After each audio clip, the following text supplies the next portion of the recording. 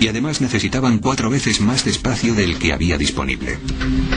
Fue un verdadero quebradero de cabeza para los ingenieros. El movimiento de personas parecía el talón de Aquiles de las Torres Petronas.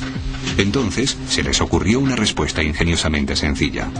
Utilizaron lo único que les sobraba a las Petronas: altura. Colocaron un ascensor encima de otro, ascensores de 2 pisos. Cuando la gente entraba en el edificio, elegía si quería ir a un piso par o impar. Para ir a un piso impar se quedaban en la planta baja y se subían al piso de abajo del ascensor. Para acceder a un piso par subían a la primera planta y se montaban en el piso de arriba del ascensor.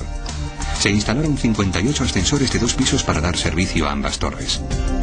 Y luego se dobló su capacidad mediante un sistema que empleaba 2 ascensores dobles en cada viaje. Un ascensor sin paradas trasladaba a los pasajeros a media altura, a lo que se llama la recepción del cielo.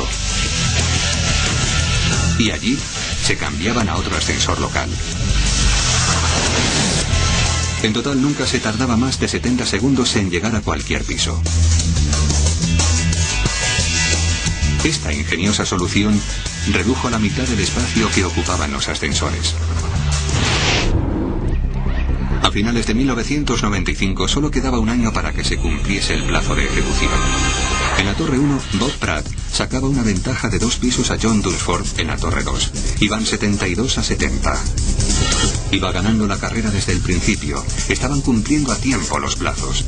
Y ya se veía el final del túnel cuando se produjo un desastre. Con un mega edificio de esta escala, los progresos se supervisaban concienzudamente. Bob Pratt estaba a punto de recibir malas noticias. El periodo más estresante para mí y para el equipo fue cuando el edificio alcanzó la planta 72. Nuestro supervisor nos vino a ver un día y nos dijo: creo que tenemos un pequeño problema. Tan pequeño que solo medía 25 milímetros. Había pasado lo peor. La Torre 1 no estaba recta.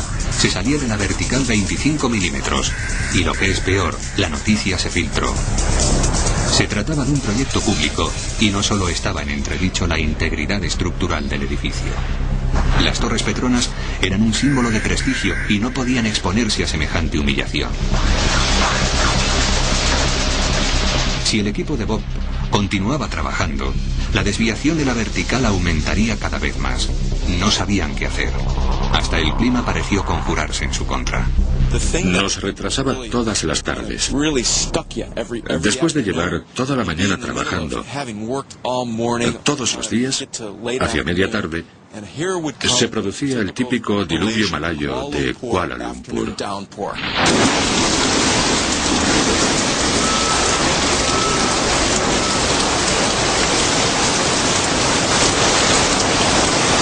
La gente corría a ponerse a cubierto y los obreros abandonaban la obra. No sabíamos qué hacer para solucionarlo ni cómo íbamos a terminar la torre. El equipo de la Torre 1 estaba a punto de sucumbir a la desesperación.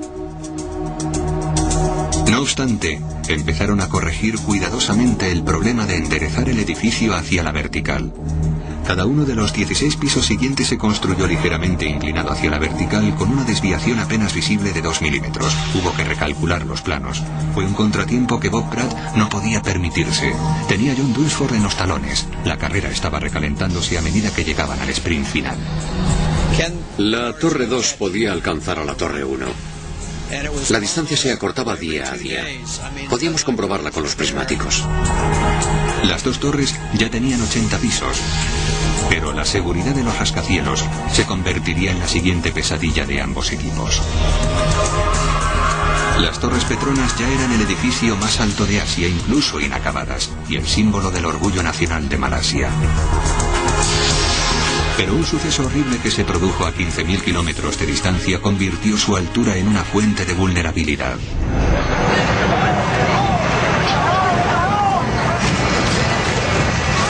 En Oklahoma, en abril de 1995, Timothy McVeigh aparcó una furgoneta llena de explosivos junto al edificio federal Murrah, construido de hormigón.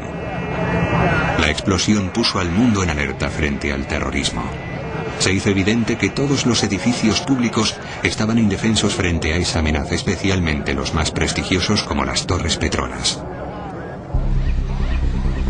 El atentado de Oklahoma obligó a los constructores de las Petronas a volver a la mesa de dibujo.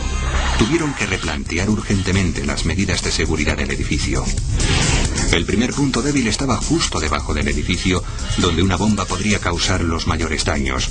Originalmente las torres contaban con 3 niveles de aparcamiento subterráneo. Ahora la gente aparcaría debajo del centro comercial. Los sistemas de seguridad y de suministro se sacaron del edificio y se trasladaron a un lugar escondido en alguna parte de Kuala Lumpur. Pero todavía quedaban más malas noticias. El daño que se había producido en Oklahoma era muy superior al que se esperaba que podía producir una bomba casera. El fallo de uno de los pilares del edificio contiguo a la bomba hizo que se derrumbase toda la fachada. Las Petronas estaban construidas sobre pilares de hormigón similares. El equipo tenía que averiguar si sus enormes torres eran igual de vulnerables. Era un problema muy grave. Con 80 pisos de altura levantados, era demasiado tarde para rediseñar las torres. Los cálculos de emergencia dieron un resultado sorprendente. Demostraron que las Torres Petronas no solo habrían resistido una explosión como la de Oklahoma, sino que cada una podía permitirse perder 3 de los 16 pilares principales que las sostenían. El penoso proceso de diseño y el compromiso de calidad habían tenido como efecto una estructura impresionantemente estable. Podían estar satisfechos de la resistencia del edificio en caso de atentado, pero la seguridad de sus ocupantes seguía siendo un problema. El fuego es la pesadilla que ronda a todos los diseñadores de edificios altos. Tenían que concebir un modo de evacuar a la gente rápido. Si no lo lograban, podría producirse un desastre. En 2003, en el centro de Chicago, los trabajadores del edificio de la oficina del condado de Cook sabían que no tenían que utilizar los ascensores en caso de incendio. Pero no les sirvió de gran ayuda, porque la escalera de emergencia estaba llena de humo. Como no existía ruta de escape alternativa, fallecieron 6 personas.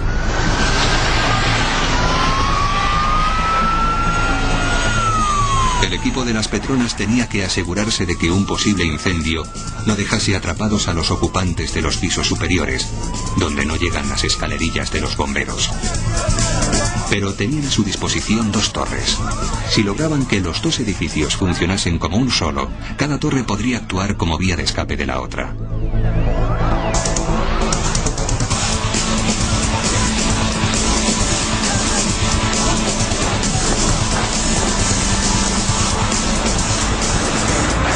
Pero había una distancia de 60 metros entre ambas. La solución fue la innovación más sorprendente del arquitecto Peli. El puente sobre el cielo fue la parte más brillante de todo el diseño. El puente significaba que en caso de emergencia, la gente de una torre podía escapar por la otra. Partía por la mitad la necesidad de escaleras. En el pasado solo se habían construido puentes similares cerca del suelo. Era un concepto muy atrevido e innovador. El puente sobre el cielo logró que las torres fuesen reconocibles instantáneamente en todo el globo.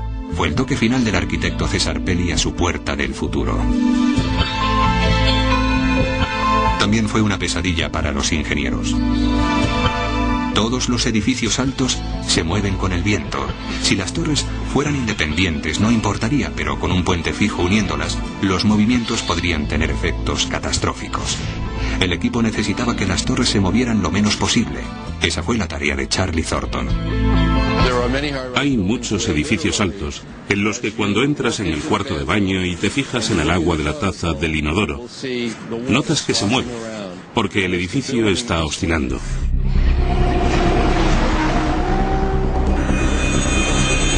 Las pruebas efectuadas en el túnel de viento demostraron que las Petronas iban a ser uno de los rascacielos más estables que se han construido.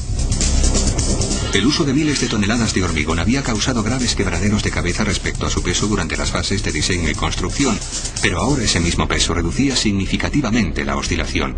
Aún así las torres se moverían algo y no podía hacerse nada para evitarlo. Pero se les ocurrió una solución ingeniosa. Unos soportes enormes permitirían que el puente se moviese libremente y a la vez lo mantendrían anclado firmemente entre ambas torres.